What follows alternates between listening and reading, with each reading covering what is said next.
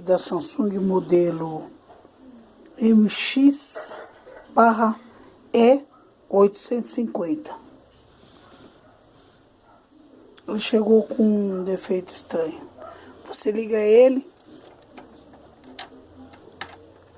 funciona normal. Tava vendo na internet que o pessoal tá com dificuldades aqui. Funciona um pouquinho. Logo depois ele desliga. Começa a piscar. Dá um tempinho. Daqui a pouco ele pega off e desliga. Correto, pessoal? Então o probleminha é simples aqui, pessoal. Checando aqui a placa, ela checa e começa a aquecer. Ela vê o processador, o programa do CI. Ele pressente que não há uma corrente nessa entrada do FRAM. E automaticamente o que ele faz? Ele, para proteger o circuito de fogo ou algum dano físico, de calor, de própria natureza, incêndio, etc e tal, o que ele faz? O cara é fogo mesmo, o cara inventa mesmo. Ele desliga, desativa. Agora o FRAM tava em curto, coloquei um outro FRAM aqui, ó. Vou ligar ele. Deixar ele aqui para você ver ele girando. Como é parte plástica, não tem problema. Lembrando que tem que ter o curso técnico, não vai aprontar a fazer isso aí. Vou ligar ele de novo aqui, ó.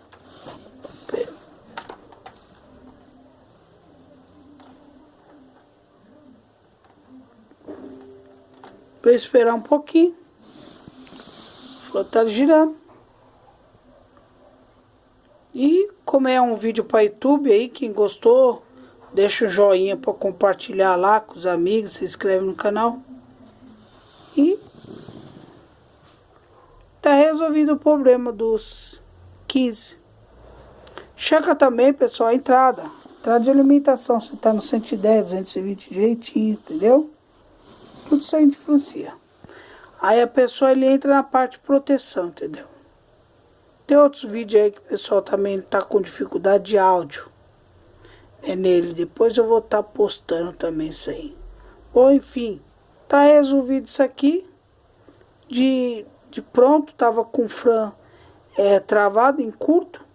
E nesse sentido aí, ele não deixava o som por muito tempo. Às vezes tem técnico também que tira para executar o trabalho, e nessa daí ele não consegue fazer nada, porque sem um FRAM ele vai dar também esse mesmo, né, defeito, na verdade checagem, ok?